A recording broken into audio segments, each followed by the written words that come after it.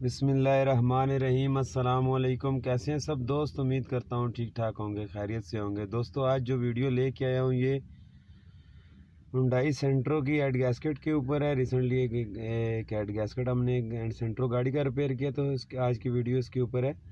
सबसे पहले दोस्तों, अगर आपको मेरी वीडियोस पसंद आ रही हैं तो चैनल को सब्सक्राइब ज़रूर कर दें ताकि नेक्स्ट आने वाली वीडियोस आपको आसानी से मिलती रहें। तो दोस्तों, जैसा कि आपको वीडियो में नज़र आ रहा होगा, ये हुंडई सेंट्रो का ब्लॉक है। इसको अगर आप गौर से देखें तो इसके 3 पिस्टन काम कर रहे थे, एक पिस्टन इसका काम नहीं कर रहा था, जिसकी वजह ये थी कि इसका गाड़ी का हेड गैस्केट जो है वो क्रॉस हो गया था। गाड़ी ओवर हीट भी हो रही थी, प्लस रेडिएटर का पानी जो है वो बिल्कुल उबाल रही थी, पानी कम कर रही थी। गाड़ी में हेड गैस्केट का मसला था। ये देखें, इसका 4 नंबर पिस्टन देखें, बिल्कुल साफ़ है, और 1, 2 और 3 को देखें तो वो ब्लैक हैं। ये देखें, ये बिल्कुल साफ़ है, और साथ वाले ब्लैक हैं, मतलब उनके ऊपर जो है वो बर्निंग प्रॉपर हो रही थी, और 4 नंबर पिस्टन के ऊपर बर्निंग नहीं हो रही थी, जिसकी वजह से ये बिल्कुल साफ़ है। पेट्रोल इधर जल नहीं रहा था, कच्चा इधर ही पड़ा रहता था, जिसकी वजह हेड गैस्केट थी। ये देखें, इसका हेड ये पड़ा हुआ है। अभी अगर देखें तो इसको मैंने फेस वगैरह करवा लिया है।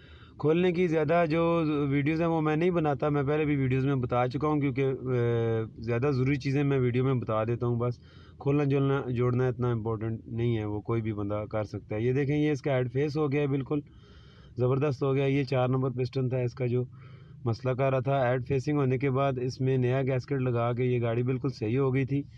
ये देखें, ये हेड की क्लीनिंग वगैरह बिल्कुल होके, फेसिंग होके, ब्लॉक फेस होके पड़ा हुआ है। ये इसके बोल्ट वगैरह सब पड़े हुए हैं, मैनीफोल्ड, एग्जॉस्ट मैनीफोल्ड, और उसके अलावा एयर क्लीनर बॉक्स असम्बली सब कुछ पड़ा हुआ है। और इसके जो हेड के बोल्ट जो मैंने टाइट किए हैं वो टार्क रेंच से किए हैं, और कोशिश करें जो भी मेन बोल्ट हैं उनको हमेशा टार्क रेंच से ही टाइट करना चाहिए। ये देखिए, मैनीफोल्ड मैं इसके साथ अभी फिट कर रहा हूँ। इसका जैन वगैरह नया लगा दिया है, सीलिंग वगैरह बिल्कुल अच्छे तरीके से किया है, क्योंकि वैक्यूम गाड़ी के लीक की बहुत ध्यान रखना चाहिए। गाड़ी का वैक्यूम किधर से भी अगर लीक होगा, जो मैनीफोल्ड से वैक्यूम आ रहा होता है थ्रॉटल के रास्ते, या कार्बोरेटर वाली गाड़ी में कार्बोरेटर के रास्ते जो वैक्यूम आ रहा होता है, वो किधर से ज़रा सा भी लीक होगा, गाड़ी बहुत अजीब तरह के मसाइल करती है, मतलब वो उसका फॉल्ट आपको समझ ही नहीं आता। ये देखें, अभी इसका एग्जॉस्ट मैं लगा रहा हूँ।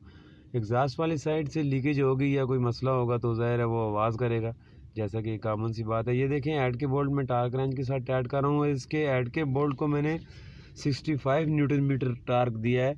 ये बहुत ज़्यादा है, लेकिन जो मैनुअली हम लोग टाइट करते हैं वो 65 से भी बहुत ज़्यादा होता है, मैंने जो देखा है आमतौर पे।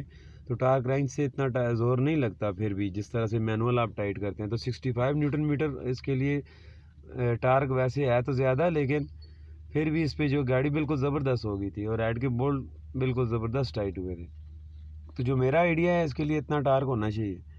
इससे कम रखेंगे तो हेड गैस्केट जल्दी ख़त्म हो जाएगी। अगर ज़्यादा अच्छे से हेड टाइट होगा तो हेड गैस्केट की लाइफ ज़्यादा हो जाएगी।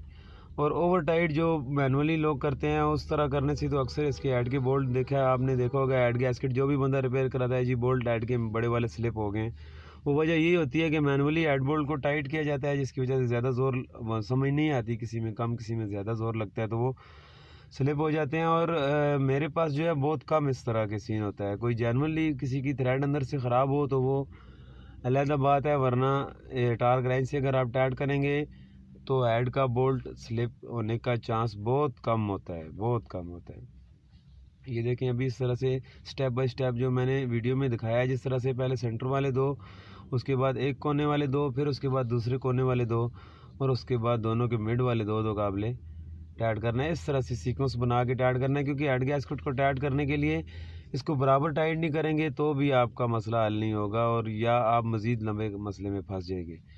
तो हेड के बोल्ट को टाइट करने की वही रूटीन होनी चाहिए जो इस वीडियो में मैंने अपनाई है। अगर गौर से आप वीडियो रिवर्स करके भी देख लें तो पहले सेंटर वाले, फिर एक कोने वाले, फिर दूसरे कोने वाले, फिर उन दोनों के सेंटर वाले दो दो, इस तरह से करके हेड बोल्ट को टाइट करना है। अभी इसकी टाइमिंग वगैरह फिक्स हो रही है। ज़्यादा इसकी फिक्सिंग की वीडियो मैंने नहीं बनाई है। देखिए, अभी गाड़ी स्टार्ट है, बिल्कुल सही हो गई है, कोई मसला नहीं है। रेडिएटर में पानी बिल्कुल स्मूथ हो गया है। गाड़ी पहले बोतल में पानी फेंकती थी। सारा ऑटोमेटिक फ़ैन इसका इस वक्त चल रहा है, फ़ैन भी ऑटो है इसका, इसमें थर्मोस्टेट भी लगा हुआ है। सारे इसके मसले जो है वो गाड़ी के हल हो गया है, और गाड़ी बिल्कुल अपनी ओरिजिनल कंडीशन में आ गई है। इसकी ओरिजिनल गैस्केट मैंने यूज़ की है, उसके अलावा रेडिएटर के सारे पाइप चेंज कर दिए हैं। अभी देखें, ये ऑटो फ़ैन चल के ऑफ भी हो गया है अपने टाइम के हिसाब से। गाड़ी अभी भी स्टार्ट खड़ी हुई है।